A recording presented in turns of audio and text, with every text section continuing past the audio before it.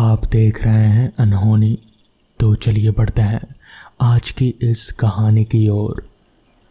सारे ज़रूरी सामान और खाने पीने की कुछ चीज़ें लेकर रमेश दूसरे शहर की ओर कार की स्टीयरिंग पर हाथ जमाए कुछ रोमांचित कर देने वाले गानों को सुनते हुए निकल पड़ा उस नई जगह जहां अभी अभी उसका तबादला हुआ था।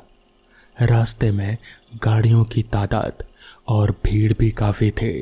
शाम ढलकर रात होने जा रहे थे।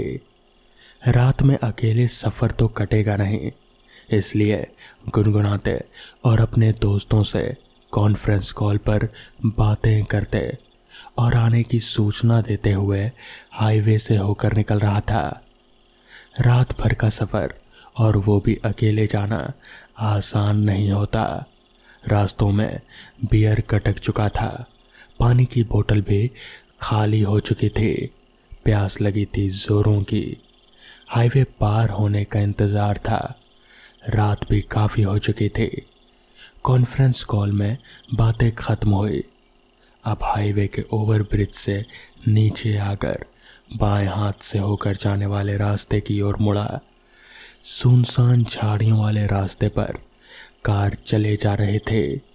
काले घने अंधेरे को कार की लाइटों से निकलती रोशनी चीरते हुए अपना रास्ता बना रहे थे। काफ़ी रात हो चुकी थी। रास्ते पर ना तो कोई घर था और ना ही कोई तालाब। अरे यार, पानी भी ख़त्म हो गया, अब क्या करूं? कहता हुआ बियर के बोतल को छूने लगा, पर वो भी खाली सी महसूस होने लगी। 2 बजे का समय था और रास्ता भी अकेले काटना मुश्किल। साथ ही साथ मोबाइल्स के सिग्नल भी डेड हो चुके थे। जाना था शहर से 210 किलोमीटर दूर। आधे से ज़्यादा रास्ता तो निकल चुका, पर भूखे प्यासे शरीर कब तक साथ दे, ये सब सोचता हुआ आगे बढ़ रहा था। तभी बहुत देर बाद एक ढाबा दिखाई दिया। चलो, कुछ तो मिला, कहते हुए उसने कार वहां जाकर रोका और निकलकर ढाबे में रखे चौपाई पर जाकर बैठ गया। काफ़ी लंबा रास्ता अभी भी बचा है, करीब 50 किलोमीटर, पर थोड़ा आराम तो मिला। ये बातें सोचते हुए अपने चेहरे को रुमाल से पोंछ ही रहा था कि तभी महसूस हुआ कि कोई उसके हाथों को छू रहा है। तुरंत चेहरे से रुमाल हटाकर सामने देखा। एक जवान लड़का करीब 20 साल का उससे पूछ रहा था, क्या चाहिए साहब? देखने में थोड़ा सांवला सा था, पर उसकी वेशभूषा बहुत ही पुराने ज़माने के लग रहे थे, जैसे कि अब उन कपड़ों का ट्रेंड नहीं रहा हो। जा, एक गिलास पानी, ठंडी बियर और साथ में तंदूरी कबाब लाना। सारी बातों की बिल्कुल उपेक्षा करते हुए रमेश ने खाने का ऑर्डर दे दिया। आखिर भूख लगने पर कुछ भी सोचता कहाँ है किसी को। उस लड़के के जाने के बाद रमेश गौर से ढाबे को देखने लगा। अच्छा सुंदर सजा हुआ था। चारों तरफ लाइटों के अंदर आग जैसी रोशनी जलती दिखी। चारों तरफ नजर घुमाने पर बिजली के सारे उपकरणों में भी ऐसा ही महसूस हुआ। सामने बैठा एक शख्स चेहरे पर टॉवल डालकर बैठा था। हाथों को चौपाई पर टिकाकर उसके दोनों पैर हिल रहे थे और टॉवल से ढका हुआ सिर वो घुमा रहा था धीरे धीरे। अजीब ही समय था। रात का अंधेरा, सुनसान रास्ते और झाड़ियों के बीच से होकर निकलना कोई मामूली बात नहीं थी। अचानक दूर एक आदमी पर नज़र पड़ी, जो एक छोटी सी टपली हाथों में लिए आंखें बंद करके ज़मीन पर बैठा था। ढाबे वाले लड़के ने सारे खाने पीने की व्यवस्था करने के बाद रमेश के सामने रखी और जाने लगा। सुन छोटू, रमेश ने आवाज़ लगाई। हाँ भैया बोलिए। थोड़ा सा खाना सामने बैठे भिखारी को भी दे दे मेरी तरफ से। कहाँ है भिखारी? अरे सामने वो जो टपली लेकर बैठा है, वहाँ। वहाँ तो मुझे कोई नहीं दिख रहा भैया। अरे उधर नीचे देख। बोलते हुए रमेश ने सिर घुमाया और आंखें फटी की फटी रह गई। कोई नहीं था वहाँ पर, खाली रास्ते के बीच। अच्छा छोड़, कहीं चला गया हो गया। और कुछ लाऊं साहब? नहीं, अगर ज़रूरत पड़ी तो बोलता हूँ। जैसे ही जलपान लेने की तैयारी करके पहला निवाला लेने ही वाला था कि सामने बैठे व्यक्ति के पैर जले हुए और फूटते हुए फोड़े दिखने लगे, जो कि अब तक तो बिल्कुल ठीक थे। हाथों में काले लकीरें दिख रहे थे और गड्ढे भी। समझ में कुछ नहीं आ रहा था। भूख प्यास और अब डर परेशान करने लगा। छोटू, छोटू, रमेश ने आवाज़ लगाई। क्या हुआ साहब?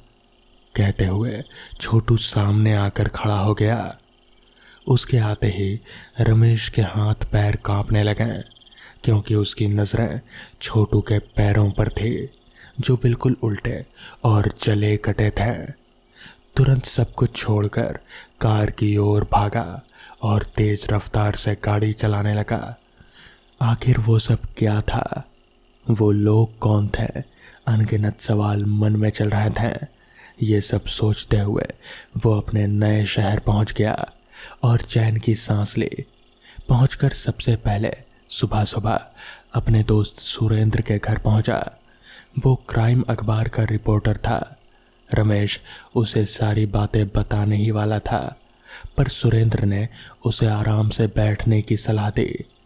कुछ देर आराम से बैठने के बाद एक अखबार के बंडल के सबसे पहले जो अखबार था, जो कि 3 साल पुरानी थी, उस पर नजर गई। उस अखबार को देखकर वो हैरान था और सुरेंद्र से अखबार का वो पन्ना देने की गुजारिश करने लगा। अखबार पढ़ने के बाद रमेश के पैरों तले जमीन खिसक गई और वो दोनों हाथों से अखबार को पकड़े हुए बिल्कुल एकटक मुंह खोलकर अचंभित होकर सामने दीवार की तरफ देखने लगा। क्या हुआ जनाब, कहाँ खो गए? सुरेंद्र ने आंखों के सामने हाथ फेरते हुए कहा। नींद टूटी और हाथ में रखे अखबार को दिखाते हुए, कल मैं यहाँ गया था और इन लोगों से भी मिला था। जिसके बाद रमेश ने उसे पूरी बात बता दी। अखबार के हेडलाइन में लिखा था, एक कार के अचानक सिलेंडर पर लगी ठोकर से हादसा, ढाबे में भीषण आग, 15 लोगों की मौत। सुरेंद्र सब समझ गया, क्योंकि आते जाते ऐसी घटनाएं बहुत से लोगों से सुनने को मिली थी। तो दोस्तों, ये थी आज की पहली कहानी। तो चलिए बढ़ते हैं आज की दूसरी कहानी की ओर। कहते हैं कि गांव की हर मिट्टी में कहानियां छुपी होती हैं। कुछ कहानियां मनोरंजन के लिए होती हैं और कुछ ऐसी जो डर से आपके दिल को कपा दे, और कुछ सिर्फ सावधान करने के लिए। ऐसा ही एक गांव था, तीमरगढ़, जो अपने नाम के अनुरूप हमेशा किसी न किसी रहस्यमय अंधेरे में डूबा रहता था। तीमरगढ़ के बारे में कहा जाता था कि वहाँ एक हवेली नुमा घर है, जिसे लोग चंद्रमहल कहते हैं। चंद्रमहल की दीवारों में समय के साथ दरारें नहीं, बल्कि रहस्यों की परतें जमी थी। फरवरी की ठिठुरती रात थी। ठंडी हवा, सूखे पत्तों की सरसराहट बीहड़ से घिरे गांव के वातावरण को और भी निर्जन बना रहे थे। गांव के अंधेरे से घिरे शांत सड़क पर एक पुरानी गाड़ी धीरे धीरे आगे बढ़ रही थी। गाड़ी में बैठे विवेक, उसकी पत्नी आशा और उनके 2 बच्चे आयांश और निष्ठा। क्या सच में हमें इस हवेली में जाना चाहिए? आशा ने चिंता से पूछा। हमारे पास और कोई चारा ही नहीं है। मेरी नौकरी चली गई और अब हमारे इस पुश्तैनी घर के अलावा हमारे पास और कुछ नहीं बचा है। विवेक ने कड़वाहट भरे स्वर में दुखी होते हुए जवाब दिया। विवेक दिल्ली में एक मल्टीनेशनल कंपनी में काम करता था, जहां उसने कम समय में ही अपने कुशल काम के बल पर कंपनी के मैनेजमेंट में उच्च पद पर अपनी जगह बना ली। लेकिन विवेक की तरक्की को देख कंपनी के कई अधिकारी उससे जलने लगे और उसे नीचा दिखाने के जतन करने लगे। ऐसे ही विवेक के टीम में उससे जलने वाले कुछ अधिकारियों ने जानबूझकर सेल्स के हिसाब में कुछ बहुत बड़ी गड़बड़ी कर दी और सबने मिलकर उसका इल्ज़ाम विवेक पर डाल दिया। कंपनी के ज़्यादातर लोग विवेक के खिलाफ थे, जिस वजह से विवेक मैनेजमेंट के सामने अपनी बेगुनाही साबित नहीं कर सका और मैनेजमेंट ने उसे नौकरी से निकाल दिया। विवेक बचपन में ही अनाथ हो गया था और उसके चाचा चाची ने ही उसे पाला था। विवेक के चाचा चाची उसे पसंद नहीं करते थे, वो तो बस गांव के उसके पुश्तैनी ज़मीन और हवेली के लालच में ही उसे पाल रहे थे। विवेक कॉलेज के दिनों से आशा से प्यार करता था और नौकरी मिलते ही उसने आशा से ही शादी कर ली। विवेक के चाचा चाची शादी से नाराज़ थे, जिस वजह से विवेक अब अपने कंपनी के द्वारा दिए गए मकान में रहने लगा था। नौकरी चली जाने के बाद ना तो उसके पास दिल्ली में कोई घर बचा और ना ही कोई ठिकाना, इसलिए मजबूरी में उसने अपने पुश्तैनी गांव लौटने की सोची। गाड़ी जैसे ही हवेली के मेन फाटक के पास रुकी, एक अजीब सी ठंडक उनके बदन में दौड़ गई। हवेली के विशाल लोहे के गेट पर जंग लगे थे, लेकिन उसकी विशालता अब भी डरावनी थी। निष्ठा ने खिड़की से झांकते हुए पूछा, पापा ये कौन देख रहा है? विवेक ने चौंक कर इधर उधर देखा, लेकिन कोई नहीं था। कुछ नहीं बेटा, तुम्हारा वहम है, उसने कहा। लेकिन आशा ने भी महसूस किया कि कोई उनके पीछे पीछे आ रहा था। जैसे ही गाड़ी हवेली के अंदर दाखिल हुई, हवेली का गेट अपने आप ही जोर से आवाज करता हुआ बंद हो गया। हवेली के गेट को ऐसे बंद होता देख सभी के मन में दहशत भर गई। आशा के मन में यही विचार आ रहा था कि इस बीहड़ से घिरे हुए घर में निर्जन हवेली और उसका परिवार कैसे रह पाएगा। उसे ये हवेली बहुत ही डरावनी और रहस्यमय नजर आ रही थी। उसका बस मन कर रहा था कि वो अभी अपने परिवार को लेकर यहाँ से निकल ले। हवेली के अंदर कदम रखते ही विवेक और उसके परिवार को एक भारी सा एहसास हुआ, जैसे हवा में कोई अनजानी शक्ति तैर रही हो।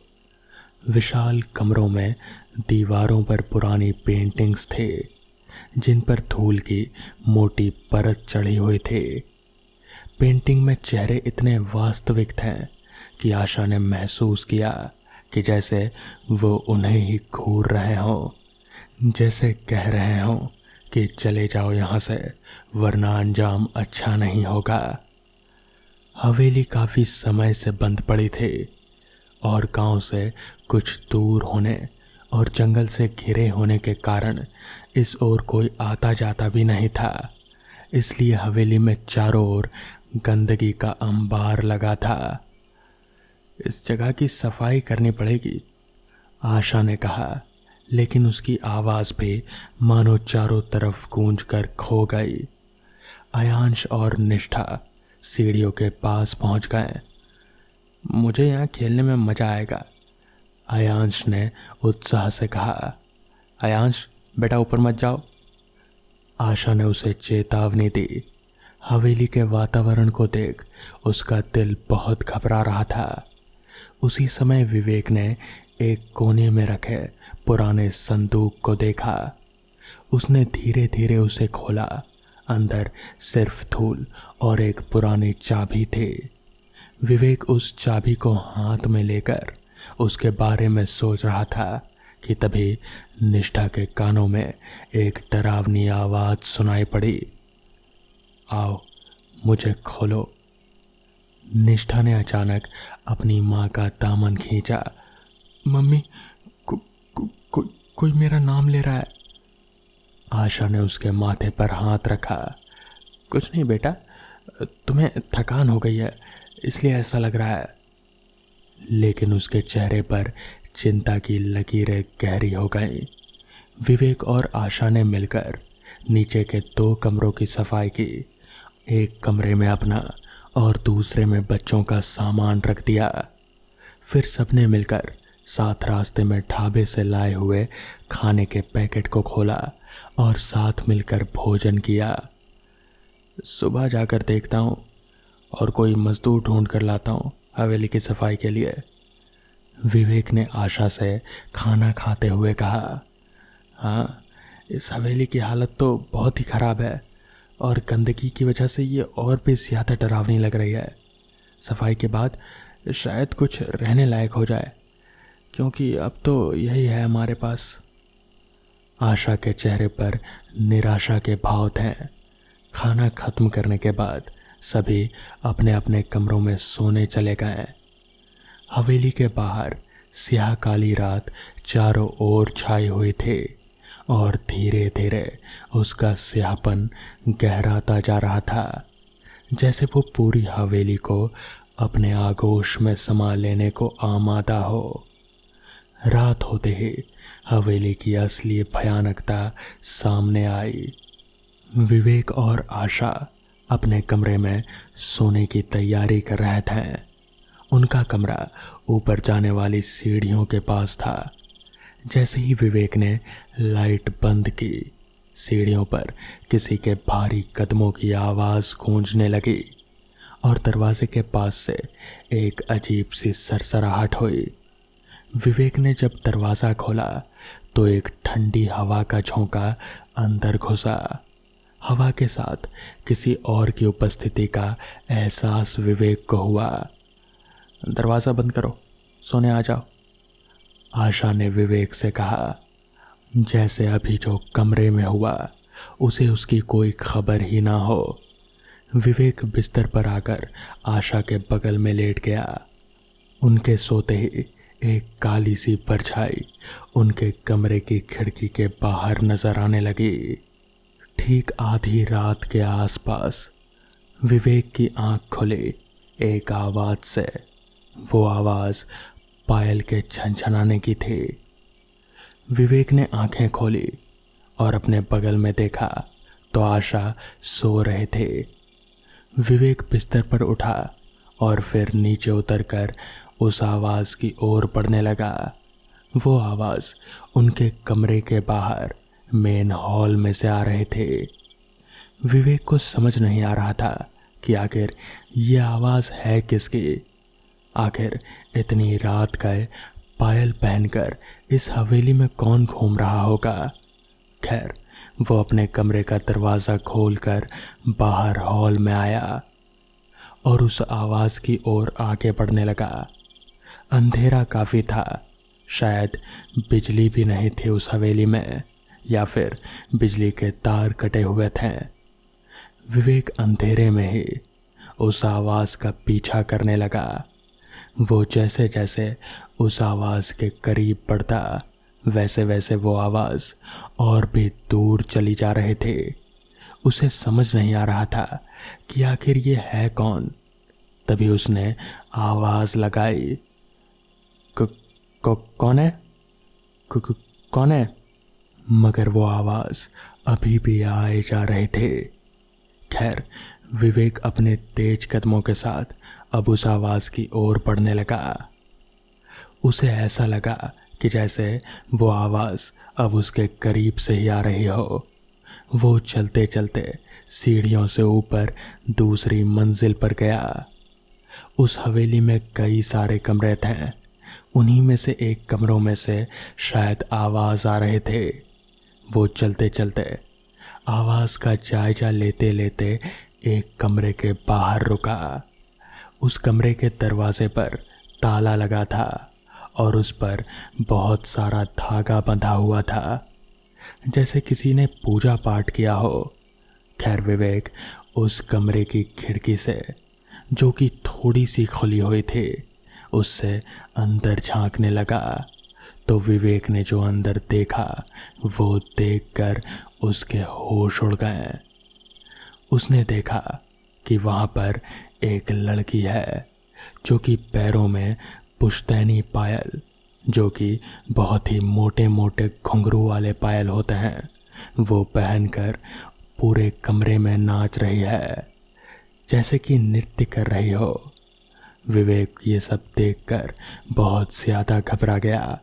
उसे समझ नहीं आ रहा था कि ये लड़की है कौन और यहाँ इस बंद कमरे में क्या कर रही है। मगर तभी उस लड़की का चेहरा विवेक की ओर घूमा और विवेक उसका चेहरा देखकर एकदम से पीछे की ओर हो गया, क्योंकि उस लड़की का चेहरा बहुत ही ज़्यादा डरावना था। उसका गला आधा कटा हुआ था और कटकर कंधे की तरफ लटका पड़ा था। ये नज़ारा देखकर तो विवेक के पैर हाथ जैसे थरथराने लगे। उसे कुछ समझ नहीं आ रहा था कि ये क्या भला है, मगर वो इतना समझ गया था कि ये हवेली कोई मामूली हवेली नहीं है। मगर इतनी रात गए वो कुछ कर भी नहीं सकता था। वो चुपचाप दबे कदमों से होते हुए अपने कमरे में वापस आया और पलंग पर जाकर दुबक कर लेट गया। जैसे तैसे सुबह हुई और फिर उसी सुबह विवेक और उसका परिवार, उन्होंने उस हवेली को हमेशा हमेशा के लिए छोड़ दिया। बाद में विवेक को पता चला कि दरअसल वो महल उनके पूर्वजों का हुआ करता था। उन्हीं में से उनके एक पूर्वज राजा समरवीर सिंह थे।